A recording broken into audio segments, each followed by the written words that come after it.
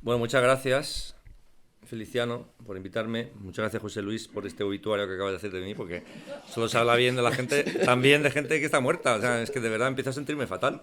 Solo te ha faltado decir un ejemplar padre de familia. Yo tengo muy buen recuerdo de la Facultad de Zaragoza porque había algunos de los mejores profesores que ha habido de filología en los últimos años. Coincidieron, siendo muy jóvenes ellos, todavía eran jóvenes profesores. Entre ellos pues estaba Romero Tobar, que ya era un poco mayor, bueno, siempre era un poco mayor. Romero Tobar ha sido un catedrático que siempre ha sido mayor, ¿no? Y ahora que es mayor, pues simplemente ha conseguido llegar a la edad que siempre ha aparentado, ¿no? Pero, por ejemplo, Mainer era muy joven y acababa de llegar entonces a Zaragoza.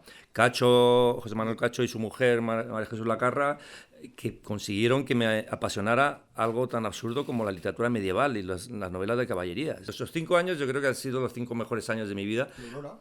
¿Eh? Y Aurora, ¿no? Aurora Ejido, por cierto. Hombre. No sé si la habéis tenido aquí alguna Sí, vez. no ha llegado a conferenciar, pero sí que ha venido de Aragonesa Ilustre en varias Madrid, cenas, ahora en la academia desde hace tiempo, y gran erudita y gran profesora, a la que no podíamos faltar en ninguna clase porque es que aprendíamos. O sea, cada minuto que decía de clase suya era un minuto de información, de pensamiento, de reflexión sobre la literatura que había que aprovechar. O sea, era como tener un tesoro ahí que dices, es que la clase es de Aurora Ejido, es que no podemos, o sea, hay que llegar ahí y ponerte en la primera fila para escuchar a esta mujer, ¿no? La verdad es que fue un privilegio aquellos 5 años en Zaragoza. Ahora que las carreras duran menos, digo, pues es que... ¿Pero por qué tienen que durar menos? Y la mejor vida es la del estudiante. Cuanto más duren las carreras, mejor, ¿no? O sea, han pasado de 5 años a 4 años. Y digo, ¿pero por qué? Si lo que tenéis que hacer es alargar las carreras 6 años, 8 años. O sea, estar toda la vida estudiando en la universidad. De hecho, bueno, yo lo que hice fue eso, porque después de estar esos 5 años en Zaragoza, dije, voy a prolongar mi vida universitaria y me voy 2 años a Barcelona para seguir siendo un feliz estudiante universitario. Y efectivamente estuve 2 años más en Barcelona estudiando y estuve ahí como estudiante de filología italiana, que fueron pues el último... ¿Cómo estás? El último coletazo de mi feliz vida estudiantil. 2 años en los que tenía que aprovechar para hacer algo, ¿no? Para escribir, para demostrarme a mí mismo y a los demás, pues en fin, que la literatura no era solo algo que uno estudiaba en la facultad, sino que era también algo vivo, algo que podías contribuir a crear, ¿no? Y bueno, hasta tal punto fue así que efectivamente el primer año que estuve en Barcelona, que vivía en un piso de estudiantes bastante, pues, como todos los pisos de estudiantes, lamentable, sucio, desordenado, y con un tipo, me acuerdo, que la misma mesa que utilizábamos para comer y para estudiar era la mesa en la que él se cortaba las uñas, o sea, lo cual, esas cosas guarras que haces cuando eres joven, ¿no? Claro, pero entonces llega un momento que, por muy joven que seas, no eres obligatoriamente guarro, ¿no? Entonces, hay algunos que son más guarros que tú. Y entonces que se llamaba Santi, era tan asquerosamente guarro que dije, mira, yo no puedo ir a esta mesa con este tío. Y entonces me pasé todos esos 9 meses, me pasé encerrado en mi habitación, que al fin y al cabo pues era una habitación que tenía lo que tenía que tener, que era una cama, un armario para la ropa, una mesa y una silla. Y una máquina de escribir Olivetti Lettera 34. Es decir, una máquina de escribir, que era lo que todos utilizábamos para escribir, y que me pasaba horas y horas escribiendo. Los 2 primeros libros los escribí en esos 9 meses. O sea, en el año 82-83, en ese curso escribí La ternura del dragón y Alguien te se le va en secreto. Hasta tal punto que detestaba la compañía de mis otros amigos y compañeros de piso. Claro, yo era lo que llaman en Cataluña lletra ferit, un letra herido, ¿no? Es decir, era un chaval que había conocido en la facultad a unos jóvenes, pero que eran menos jóvenes que yo, y que habían leído mucho más que yo, y yo quería ponerme a su altura. O sea, aparte de José Luis, había otro que es mayor que tú, Gerardo, ¿no? Gerardo mayor que tú y había leído muchísimo, y también le dio por estudiar una carrera, pues con, no sé si tenía 28 años o así, igual creo que Gerardo me llevaba 10 años, ¿no? Y también había leído muchísimo. Entonces tú llegas a la facultad, como yo llegué entonces con 16 años, o sea, yo soy del último curso del plan de la época de Isabel II, o sea, de Moyano. Bueno, entonces yo llegué a la facultad con 16 años porque al haber nacido en el 60 y llegar y haber nacido en diciembre del 60, en septiembre todavía tenía 16 años. Realmente llegas a la universidad con 16 años y eres un crío. O sea, es que...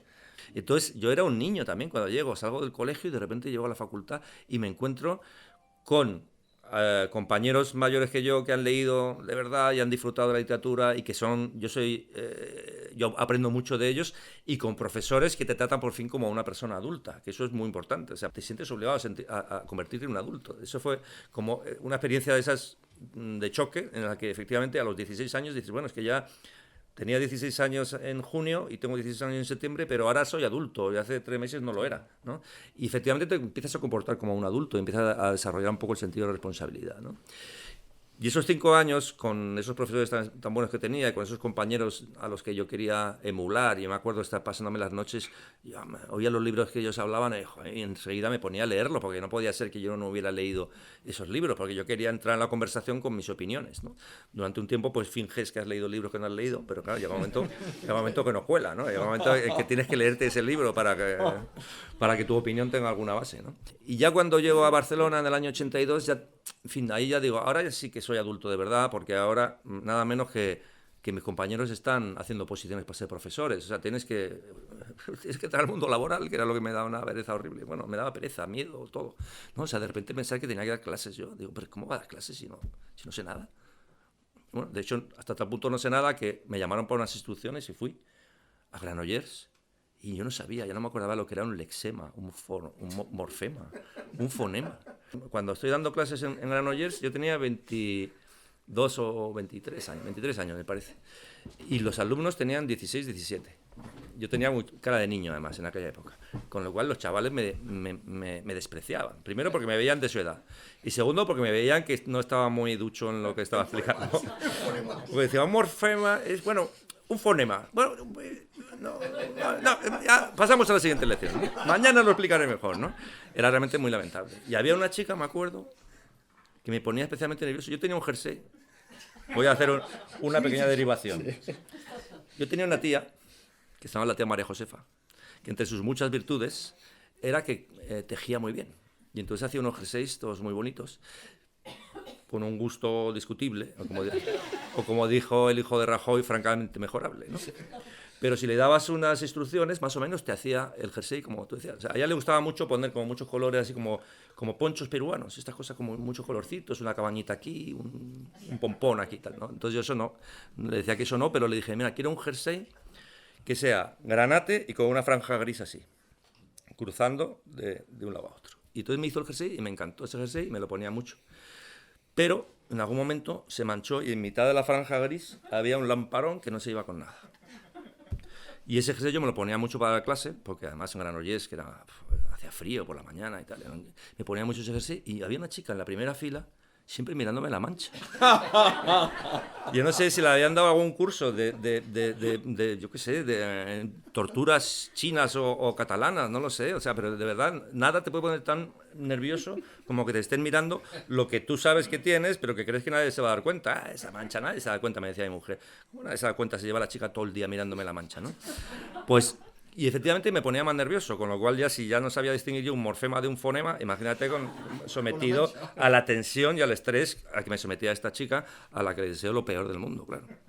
Bueno, entonces dio la casualidad de que justo yo, o sea, antes de los premios de las editoriales, fue cuando gané el premiecillo ese. El Casino de Mieres. El Casino de Mieres, ¿no? Entonces ya con un premiecillo que gané en Mieres, en Asturias, que no me acuerdo ni el dinero que daban, pero era una cantidad irrisoria, o sea, no sé, 10.000 pesetas, eso se publicaba en el libro. Entonces ya te publicaban el libro, eso ya te convertía en escritor, ya te daba bastante seguridad, ¿no? El pensar que, bueno, yo tengo un libro, que sale mi foto, y todo esto lo he escrito yo, pero todas las palabras, sí, todas, ¿no? Bueno, pues ya con eso entonces con eso fui a Anagrama y a Tusquets. Entonces me contestaron muy deprisa, y justo estaba yo entonces haciendo las sustituciones a de Granollers. Y esas cosas que solo haces cuando tienes 23 años, que teniendo un sueldo que no estaba mal, que además ya luego te facultaba pues para coger otra sustitución después, luego te hacían unas oposiciones de esas restringidas que prácticamente aprobaba todo Dios, ¿no? Pues por un anticipo que me pagó Herralde de 40.000 pesetas, renuncié a un sueldo para toda la vida, como en Nescafé. Porque, o sea, renuncié a un sueldo que entonces un profesor de instituto en el año 84 4, igual ganaba, no sé, 120.000 o no sé cuánto ganaba un profesor. Mi mujer era ya profesora entonces, pero no me acuerdo cuánto ganaba, pues 80, 90, 100.000 pesetas o 120.000. Por mucho menos de la mitad, yo dije, no, es que yo soy escritor. Yo me voy a dedicar a escribir, que es lo mío. Yo no quiero dar clases, hablar de morfemas ahí en Granollers. Yo voy a dedicarme a escribir. Bueno, estas son de esas decisiones que yo ahora, padre, desaconsejaría a un hijo. Es decir, pero estás loco, ¿no? Me acuerdo cuando mi madre me decía, tú lo que tienes que hacer es hacer derecho y luego te sacas unas oposiciones, ya para toda la vida, porque eso es para toda la vida, son unas oposiciones. Y si puedes ser notarías, como tu tío José Ramón, ¿no?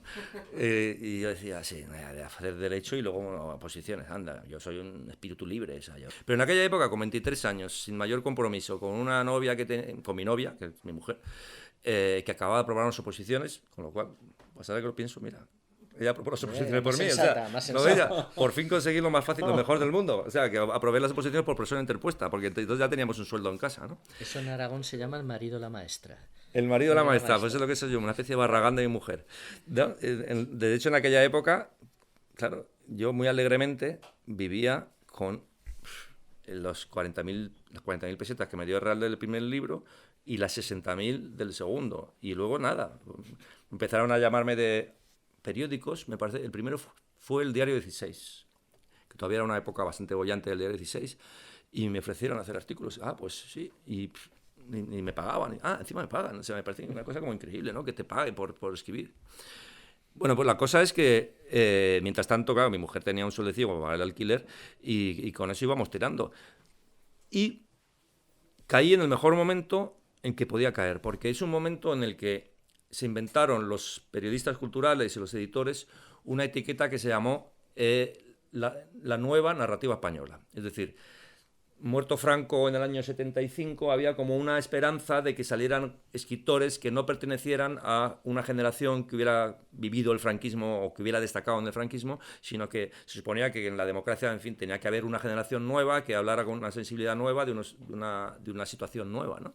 Y entonces justo cuando saco yo esos 2 primeros libros en Anagrama, justo coincide que se monta esta operación. Y yo era el más joven de todos esos jóvenes narradores españoles y de repente te ves con que te invitan a la radio para una entrevista, te reseñan todos los libros, te sacan en el suplemento del País, te llevan a una televisión a hablar de libros. Yo, por cierto, hablar de libros es que no sabía yo nada, ¿no? Es que, como, o sea, yo tenía 23 años, 24 años, o sea, que tenías que impostar mucho, ¿no? De hecho, yo quería ser como mayor, ¿no? Ahora los escritores jóvenes quieren ser modernos, ¿no? Yo no quería ser moderno, yo quería ser antiguo, porque yo lo que tenía envidia era los que tenían 20 años más que yo, que ya habían leído mucho y que hablaban con solvencia de libros de los que yo hablaba copiando lo que decían los demás, porque yo no los había leído a todos, yo no podía al mismo tiempo opinar pues sobre Faulkner, sobre Nabokov y sobre Mateo Díez, o sea, a algunos lo había leído, pero a todos no, ¿no? Con lo cual muchas de las cosas que decía pues eran cosas que decía con mucha inseguridad. Han pasado, desde entonces, desde que publico el primer libro, han pasado 35 años. O sea, lo sorprendente es que yo siga siendo escritor, claro. Es decir, profesionalizarse en esto de la literatura es la cosa más rara del mundo, ¿no? Porque te la estás jugando en cada libro. Si un libro fracasa, pues igual ya el editor ya no te quiere publicar el siguiente. Y si el editor no te quiere publicar el siguiente, los otros editores dicen, uy, a este que viene rebotado de esta editorial, ¿para qué lo voy a contratar yo? Si ya lo han echado, no, este no me interesa, ¿no? Y entonces, realmente, entre los que salimos entonces y los que han quedado o los que siguen publicando, hay algunos que son un poco mayores que yo, que son más ilustres que yo y que siguen publicando y con mucho éxito, pero hay otros que han ido quedando en el camino, ¿no? Y al final dice, bueno, ¿qué es lo importante? El talento, ¿no? Lo importante es la perseverancia. O sea, que tienes que seguir trabajando siempre. Si algún libro no gusta, o no gusta lo suficiente, o tiene malas críticas, o no vendes ni un ejemplar, lo que tienes que hacer es escribir otro mejor, ¿no? Y seguir trabajando, porque en algún momento harás algo que gustará a más gente y que tendrá mejores críticas. Yo había tenido esos 2 primeros libros que un poco por la condescendencia que se tiene hacia los chicos jóvenes, pues había tenido muy buenas críticas. Entonces yo creía que todo el monte era orégano y hice un tercer libro que se llama Antofagasta, que era el que tenías tú ayer, Lorenzo, que era un libro en que yo pensaba que como es tan fácil tener buenas críticas y que los libros se reediten y que te saquen en la portada del suplemento del País, digo, pues hago 2 historietas, las junto y saco otro libro y tal. Claro, y entonces ya dijeron, hombre, una cosa es que hayas escrito 2 libros y te hayamos puesto bien y otra cosa es que te creas que vas a vivir del cuento este durante toda tu vida con libritos a medio hacer, ¿no? Realmente era un libro que estaba a medio hacer. Eran 2 cuentos un poco engordados, un poco con una trama un poco cogida por los pelos, tal.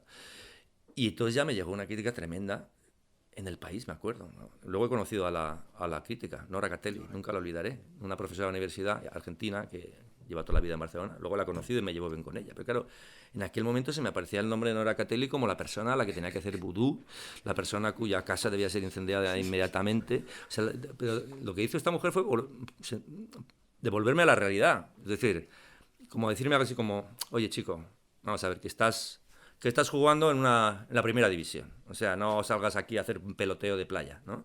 O sea, estás publicando en Anagrama. Te están haciendo caso los suplementos. Tienes lectores. Algunos de tus libros se reeditan. Tienes que intentar dar lo mejor de ti mismo. Y entonces esa mujer a la que odié tanto ese día que leí esa crítica y que realmente pues me trastornó. O sea, dijo, ay, nada, ¿y por qué no le ha gustado nada este libro? ¿Por qué me pone tan mal? Digo, pues no sé, me parece como una gran injusticia.